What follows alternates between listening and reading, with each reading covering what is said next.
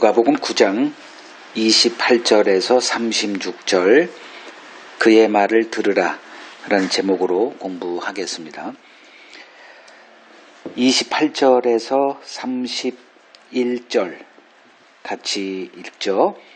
이 말씀을 하신 후 8일쯤 되어 예수께서 베드로와 요한과 야고보를 데리고 기도하시러 산에 올라가사 기도하실 때에 용모가 변화되고 그 옷이 휘어져 광채가 나더라. 문득 두 사람이 예수와 함께 말하니 이는 모세와 엘리야라. 영광 중에 나타나서 장차 예수께서 예루살렘에서 별세하실 것을 말할세. 자, 이 말씀을 하신 후, 여기서 이 말씀이란 자기 부인에 관한 그 내용이죠. 그리고 그 후 8일쯤 되어, 그러니까 일주일 이제 지났어요. 그러니까 예수께서 12 제자 가운데 3명의 제자를 데리고 기도하러 산에 올라가십니다. 그러니까 베드로, 요한, 야고보는 주님이 특별하게 좀 이렇게 선택을 하신 제자였어요. 12명이 있는데 늘 3명만 이렇게 따로 챙길 때는 반드시 여파가 있죠. 그 선택받지 않은 나머지 사람들은 좀 실망하고 또 어떻게 또 질투심도 일어나는 이런 건데 주님은 그렇게 개의치 않으셨어요. 그러니까 3명을 데리고 또 기도하러 산에 올라가세요. 그러니까 산에 기도하러 가신 거예요. 그리고 기도하십니다. 그때 어떤 희한한 일이 벌어져요. 그 용모가 변화됐다. 어떤 모습으로 변화됐는지 우리는 그냥 짐작만 할 뿐이에요. 그리고 옷이 또 휘어져서 이제 광채가 나는 일이 벌어집니다. 문득 두 사람이 예수와 함께 이제 말하니 그 모습을 보니 모세와 엘리야가 나타난 거예요. 영광 중에 나타나서 장차 예수께서 예루살렘에서 별세하실 것을 이제 말씀하십니다.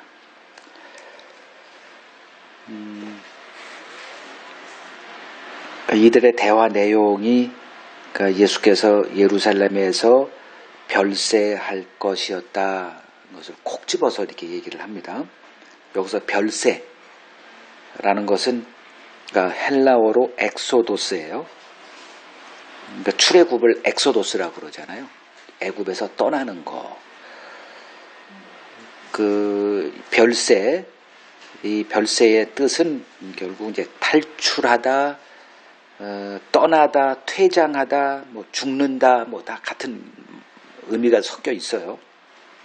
즉 주님의 죽음에 대해서 예루살렘에서 죽으실 것에 대한 이야기를 이 세 분이 하셨는데 그 주님의 죽음은 결국은 이 세상에서의 떠남 요걸 이야기하죠. 모두가 다 죽어요.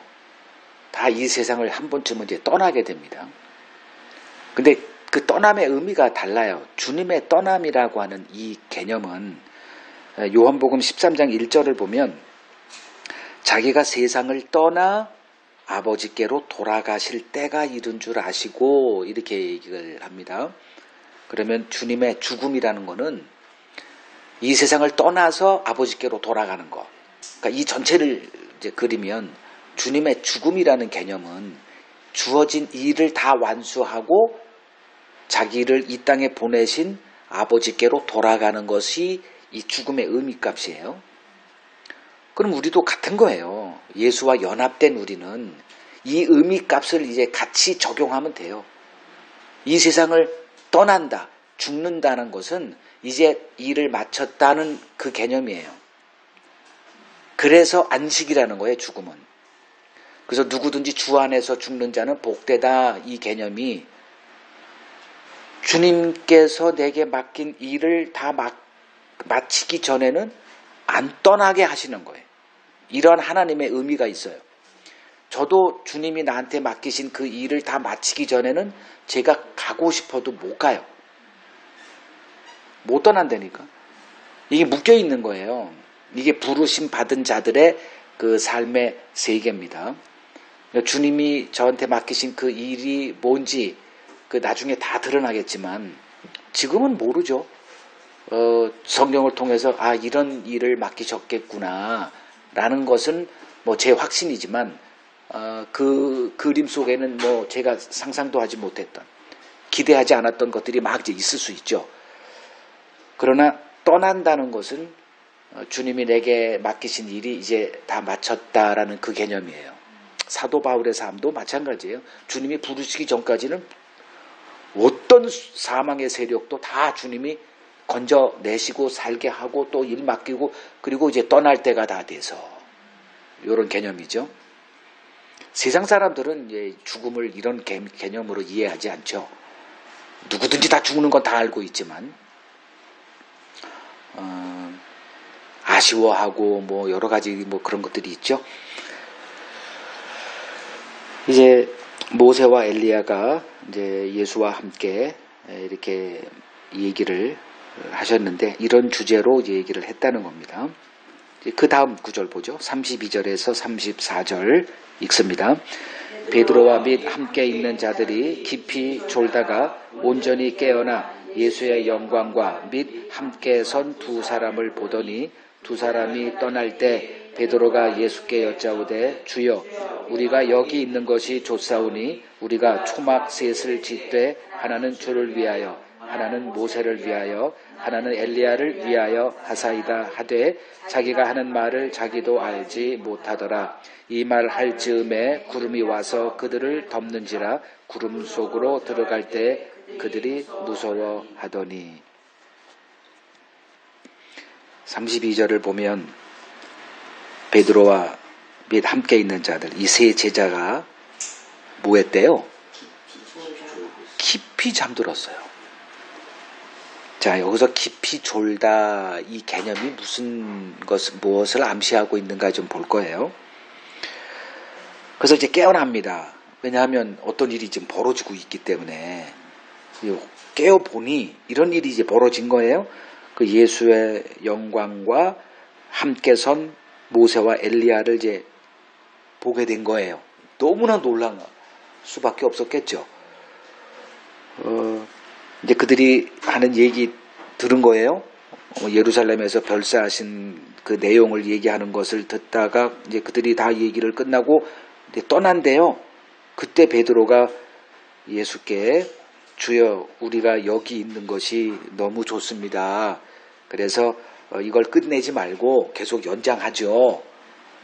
마치 영화 보다가 너무 재미있으면 끝나지 않기를 막 기대는 뭐 이렇게 어린 마음처럼 이제 베드로가 이제 그렇게 한 거예요. 제가 초막 셋을 지어 드릴게요. 주를 위해서 모세를 위해서 엘리야를 위해서 지어 드릴 테니까 아예 여기서 머물러 우리들은 그냥 돗자리 깔고 있어도 좋으니까 계속 하죠. 근데 뭐라고 돼 있냐면 자기가 하는 말을 자기도 알지 못했더라. 횡설수설했다는 거예요. 자, 이 말 할 즈음에 이제 구름이 와서 그들을 덮고 구름 속으로 들어갈 때 이제 그들이 무서워했다는 겁니다. 이제 구름 속에서 소리가 난 것은 이제 다음 구절에서 좀 보기로 하고 지금 여기서 벌어진 내용이 무슨 내용인지 좀 보죠. 깊이 잠들어 있다가 깼다. 그리고 여기 있는 게 좋다. 그걸 지속하려니 집이 있어야 되니까 제가 초막셋을 지어드리겠다. 이제 이러한 말의 의미가 뭔가 지금 그 모세, 엘리야가 등장하고 예수님과 함께 예수께서 예루살렘에서 죽으실 것에 대해서 이야기하고 있을 때 이 베드로는 뭘 말하고 있는가? 그러니까 예수의 죽음 관심도 없어요. 그의 관심은 지금 벌어지고 있는 이 영광스러운 현실, 즉 지상에서 이루어질 천국의 마음이 뺏겨 있는 겁니다. 이같이 베드로를 비롯한 제자들의 마음속에는 다른 주머니가 있었다는 거예요.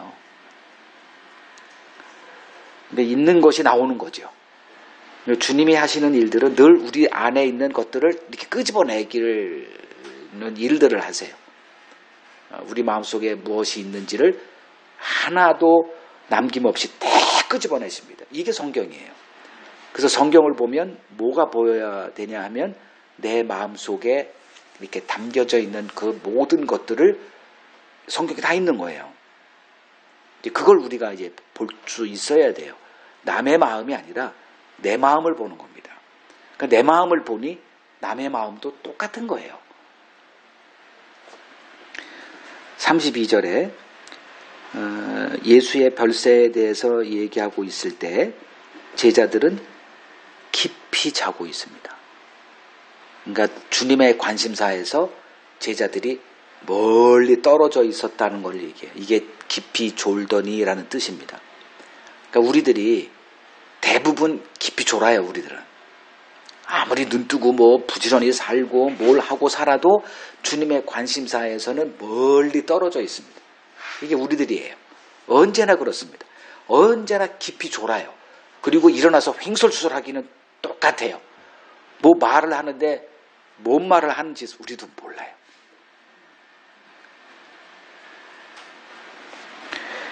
자, 좀 더 가면 졸고 있었다가 뭘 의미하느냐. 주님이 하신 얘기가 있거든. 8일 전에. 주님은 너무 중요한 얘기인데 제자들은 일도 관심 없어요.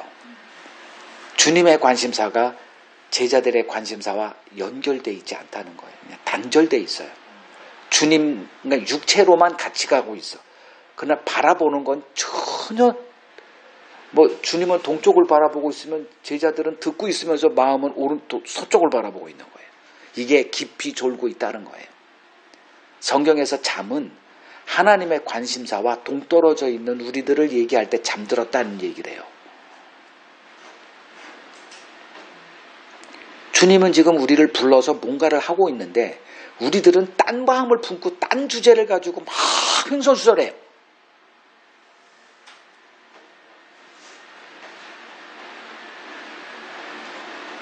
주님은 그들과 함께 거하고 계세요. 그들을 제자로 부르세요. 그리고 함께 하십니다. 근데 자기 말을 안 듣고 있어. 마음은 항상 딴 걸 바라봐. 주님은 지금 딴 걸 바라보고 이렇게 이걸 한쪽을 바라보고 계속 그 얘기를 하고 계세요. 근데 하나도 이해를 못해. 언제나 저쪽을 바라봐. 그리고 주를 따라가는 건 이상하게 따라가. 깊이 졸아요. 주님은 지금 죽음을 얘기하고 있어요. 근데 딴 걸 바라봐. 조막을 져주겠대. 너무 좋대. 이게 우리들이에요. 주님은 8일 전에 십자가를 얘기하셨어요. 버림받을 거, 그리고 그들에게 죽임당할 걸 얘기하십니다. 근데 그런 얘기 하지 말래요. 온 몸으로 주님의 입을 막고 있어요. 그리고 자기들이 의도한 그 길로 예수를 끌어당기고 있어요. 그래서 주님이 그들을 이끌고 산에 가서 이 모습을 보여주는 거죠. 너희들이 지금 어떤 모습으로 내 말을 듣고 있는지 안 듣고 있지 않니?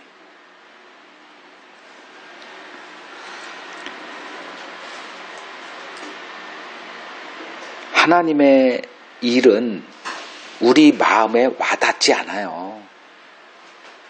그냥 교회 나와서 이렇게 듣고 있는 거예요. 그냥 귀는 열려 있으니 뭐 하는 말을 듣고 있지만 베드로나 야고보, 요한, 그래도 제자들 가운데 가장 주님께서 사랑하셨다?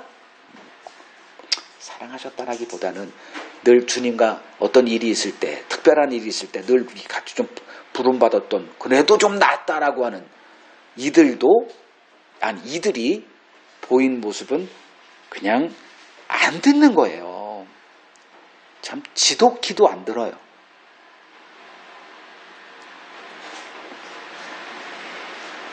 왜 안 들을까? 그들은 지금 다른 주머니를 차고 있다니까요.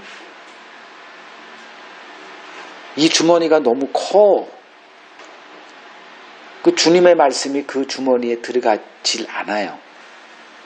다른 주머니를 차고 다른 거를 계속 바라봐요. 그러니 하나님이 하시고자 하는 말씀은 일절 와닿지가 않아요. 언제나 그랬어요. 구약이든 신약이든 오늘이든 오늘날 기독교의 모습도 하나님이 관심 있어 하는 거 1도 관심 없습니다. 그냥 자기들이 다른 비전, 계획, 교회, 꿈, 뭐 교회마다 무슨 비전은 차고 넘쳐요. 근데 하나님이 그런 걸 언제 요구하셨냐 물으면은 유구무원이에요. 자기들이 하는 얘기는 많아요. 모여서 서로 눈물 흘리고 밤새 기도하고 부흥회하고 세미나 열고 뭐 특강이고 뭐 일들은 넘쳐나는데 자기들이 무슨 말을 하는지 자기들도 몰라.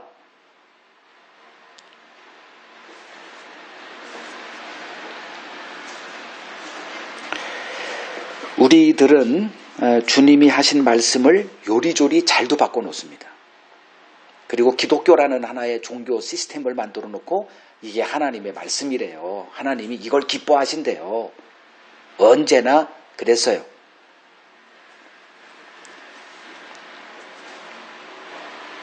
이같이 우리는 주님의 붙드심 없이는 주님의 의도하신 길로 일도 나아가지 못하는 자들입니다. 제자들이 그걸 지금 보여주고 있어요. 지금 얼마나 심각한 일이 눈앞에 코앞에 와 있는데 그냥 딴 걸 보고 있는 거예요. 너무 좋은 거예요. 이 모습이. 진정 그들이 바라봐야 되고 들어야 될 것은 하나도 안 듣고 그냥 눈에 보이는 그 영광스러운 모습에 혹해가지고 여기가 좋사오니 이 지상천국 이거를 원하는 그 욕망에 분출을 하는 거죠. 여기서 그냥 영구히 살재요. 주님은 죽어서 지금 뭐 딴 걸 얘기하고 있는데 딴 걸 얘기를 해. 이거 꼭 우리들은 모습 아니에요. 하나님의 말씀은 배우고 있지만 실제로 우리들의 관심사는 딴 데가 있다니까.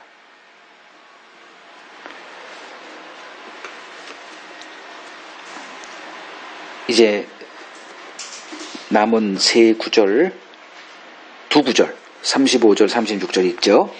구름 속에서 소리가 나서 이르되 이는 나의 아들 곧 택함을 받은 자니 너희는 그의 말을 들으라 하고 소리가 그침에 오직 예수만 보이더라. 제자들이 잠잠하여 그 본 것을 무엇이든지 그때는 아무에게도 이르지 아니하니라. 구름 속에서 이제 소리가 나죠. 그 소리는 아버지의 음성이었어요. 이는 나의 아들 곧 택함을 받은 자니 아주 결정적인 얘기를 하죠. 너희는 그의 말을 들으라. 왜 이런 말을 하셨을까요? 안 듣고 있으니까.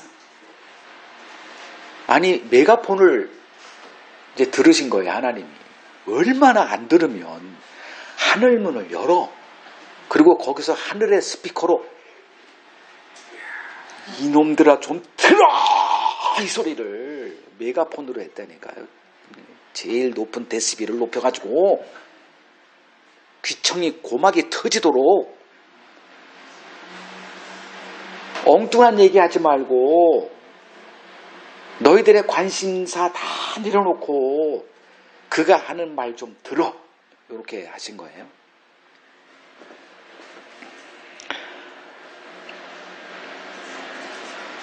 지금 제자들은 주님의 말씀에 뭔가 이렇게 닫혀 있어요. 아무리 주님의 얘기해도 하나도 듣지 못합니다. 신비하죠. 신기할 정도로 못 듣고 있어요. 완전히 차단되어 있습니다. 이게 우리들의 모습이라는 거예요. 듣고 있어요. 귀는 열려 있기 때문에 무슨 뭐 이렇게 언어로 듣고 뭐 다 들려요. 근데 하나도 안 듣고 있기는 그때나 지금이나 똑같다는 거예요. 뭘 들어요? 듣기는. 그리고 목사들이 뭐 자기 설교 안 듣는다고 자고 있는 성도 야단치고 하는 그 모습 보면 참 가당치도 않아요.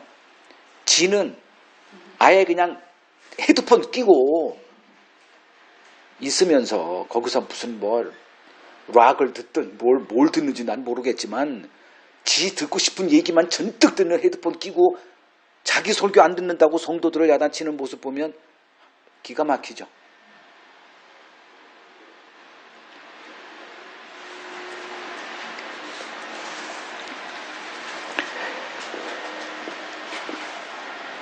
주의 제자란 누굴까? 주님이 제자를 부르셨어요. 그리고 자기 곁에 두시고 이렇게 하십니다. 근데 주님이 이 제자를 불러서 3년 동안 보여주신 하나의 실체는 뭐냐면 안 듣는다는 거예요. 인간은. 뭐 제자 훈련이라고 하는데 제자 훈련은 딱 하나예요. 주의 음성을 듣는 자로의 세워짐입니다.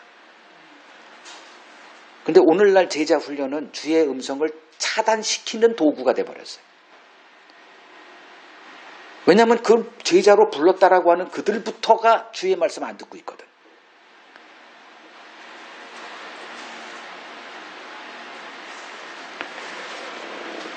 그 주의 제자로 부름받았다 이 얘기는 뭐냐면 귀가 열린 자로의 부르심이에요. 희한하죠? 그러니까 이 세상은 이 구름에서 지금 선포되는 하나님의 음성에 완전히 차단되어 있습니다. 근데 지금 제자들에게 이 음성이 들리는 거예요. 신기한 일이 벌어지는 거예요. 이게 부르심이라는 거예요. 들리지 않는 소리가 들리는 거예요. 신기한 일이 벌어집니다. 여러분들이 이제 복음의 세계에 어느 때 눈이 열립니다. 그리고 주님이 하시는 얘기 이 세상에는 완전히 차단되어 있어요. 제자들에게 그렇게 얘기했지만 하나도 못 알아듣습니다. 무슨 소리인지 감도 못 잡아요. 뭐 신학교 들어가면 뭐 이제 뭐 공부를 좀 많이 해서 뭐 들린다? 뻥이요. 그 순 거짓말입니다. 누구는 신학 안 했나? 저도 정말 치열하게 신학했습니다. 근데 복음의 세계는 신학으로 되는 게 아니에요. 뭐 성경을 3,000독, 5,000독 한다고 되는 게 아니에요.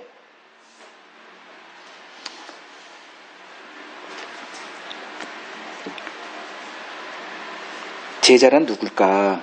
주님은 이걸 이렇게 설명하세요. 내 양과 내 양이 아닌 자. 뭐 제자 훈련 돼가지고 뭐 목사에게 선택받아가지고 제자 훈련 몇 년 하고 뭐 교회 기둥 같은 일꾼, 충성스러운 일꾼 되는 게 제자가 되는 게 아니에요. 제자란 주의 양이 되는 거예요. 주님이 말씀하신 내 양이란 내 음성을 듣는 자를 말합니다. 주님은 자기가 선택한 자의 귀를 열어놓으세요. 그래서 주의 음성을 듣는 자로 변화시켜 놓으세요. 이게 목자와 양의 관계입니다. 그래서 요한복음 10장에 그 목자와 양의 관계에 대해서 주님이 이렇게 설명하세요. 10장 요한복음 10장 3절을 보면 문지기는 그를 위하여 문을 열어요. 양은 그의 음성을 들어요. 그가 자기 양의 이름을 각각 불러 인도해내십니다. 목자의 음성을 듣기 때문에 양들이 반응을 보이는 거예요. 4절 보면 자기 양을 다 내놓은 후에 앞서가며 양들이 그의 음성을 아는 고로 따라가요. 이 분별력이 주어지는 거예요. 주의 음성이 이제 들려요. 그래서 5절 타인의 음성은 알지 못하는 고로 타인을 따르지 않고 오히려 도망가요. 그러니까 주의 양들이란 이런 자들을 말해요. 주의 음성이 들려요. 이제 다른 목사들의, 그러니까 다른 목자라고 하는 자들의 음성을 분별하기 때문에 딱 분별이 되기 때문에 그 기준이 주어진 자들이기 때문에 도망가는 일이 벌어져요. 지금 기독교의 세계라고 하는데 도망가는 일은 없습니다. 누가 와서 설교를 하든 그냥 아멘 준비가 돼 있는 사람이에요. 아멘 못할까 봐 그냥. 누가 뭐 아멘을 왜 만들어놨는지 난 아멘은 그런 뜻이 아니거든. 오늘날 아멘은 이음새예요. 추임새. 목사 좀 기운 좀 내라고. 여러분 아멘! 말 떨어지기 전에 아멘이 벌써 나오죠. 그러면 이제 나도 해봤기 때문에 알아요. 기분은 되게 좁지다. 뭘 얘기하는데 아멘 소리 안 나오면 처음에는 좀 아멘 좀 해요. 이 아멘 때문에 망하는 게 한국 기독교예요. 분별력 제로. 무슨 추임새를 그렇게 잘 배웠냐? 신천지도 여기도 순복음 이렇게 1등이냐 2등이냐 서로 경쟁하는 것 같아. 뭔 얘기만 하면 그냥 아멘으로 이렇게 준비가 돼 있는 무슨 그걸 주의 군사? 무슨 얘기나 하는지나 좀 알고나 했으면 좋겠는데. 요한복음 10장 26절 27절을 보면 내 양이 아닌 자들에 대해서 얘기를 해요. 너희가 내 양이 아님으로 믿지 않는데요. 믿지 않는다는 얘기는 듣지 않는다는 걸 얘기를 하거든요.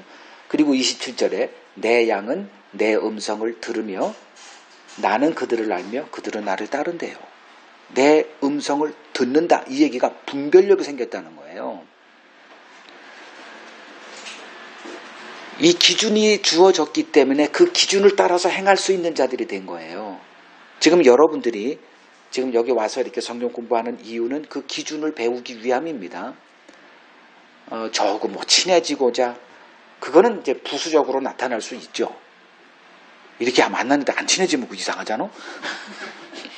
그게 주가 아니고, 주는 뭐냐? 주의 음성을 분별할 수 있는 그 기준을 소유한 자로의 세워짐이에요. 주를 따르기 위한 거지 나를 따르는 것도 아니고 목사 교회에 기둥되고자 하는 것도 아니고요.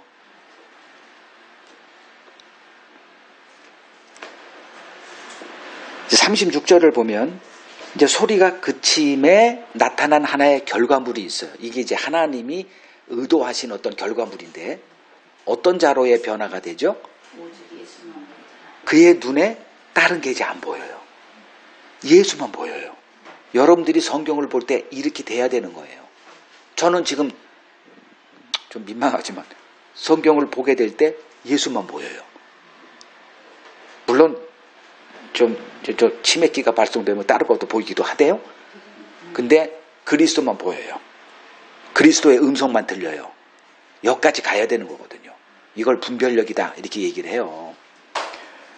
근데 사람들이 그러나요? 아니 여기서 예수가 왜 나와요? 아니 지금 왜 예수가 나옵니까? 여기서 본문이 이런데요. 이 사람들은 안 보이는 거예요. 그냥 모세도 보이고 엘리야도 보이고 온 거 다 보여요. 성경에는 우리들의 마음을 끌어당기는 여러 가지 주제들이 넘쳐나요. 그러다 보니까 예수는 온데간데 없고 딴 것이 막 지금 여기서 성장을 얘기하잖아요. 서로 사랑이라는 걸 얘기하잖아요. 주제야 넘쳐나요. 목사 하나 사람 이렇게 초대해놓고 오늘 목사님 설교 주제는 뭡니까? 이런 소리예요. 설교 주제가 뭐예요? 그리스도죠. 근데 다른 주제가 막 나열이 되거든. 오늘은 전도입니다. 오늘은 또 무슨 주제로 하실 거예요? 서로 사랑이요? 부부관계요? 또 여러 가지가 막 나와요. 그런 것들이 다 없어져야 되거든요.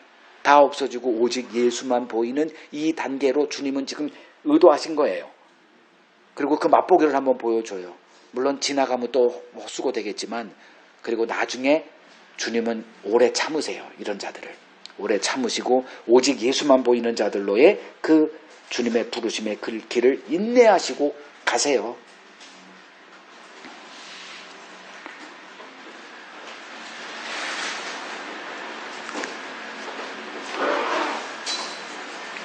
주님은 자신의 양들을 불러내세요. 내가 양인지 뭔지 몰라요, 우리는. 근데 주님이 자기 양으로의 그 의도된 자로의 삶으로 하나하나 껍질 벗기시고 만들어 가십니다. 그래서 주의 음성을 분별할 수 있는 자로 세워 가십니다. 그들이 이제 복음의 증인된 자들이에요. 분별할 수 없는 자가 증인 역할을 할 수 없습니다. 그들이 말하는 그것은 이제 베드로가 주는 하나님의 그리스도이십니다. 나 이제 이 말 하면 되죠. 주님은 경고하시고 아무에게도 그 얘기하지 마. 이렇게 하실 거예요. 그러니까 이 말의 의미가 뭔지를 이제 알아야 되는 거죠. 다른 음성은 그들에게 안 들려요. 오직 주의 음성만이 이제 아주 선명하게 들립니다. 그래서 다른 음성이 들릴 때 이들은 이제 분별하기 때문에 떠나요. 그들은. 당신은 지금 주의 음성을 듣고 있습니까? 선명하게 보이십니까? 다른 건 다 사라지고 예수 그리스도만 보이세요?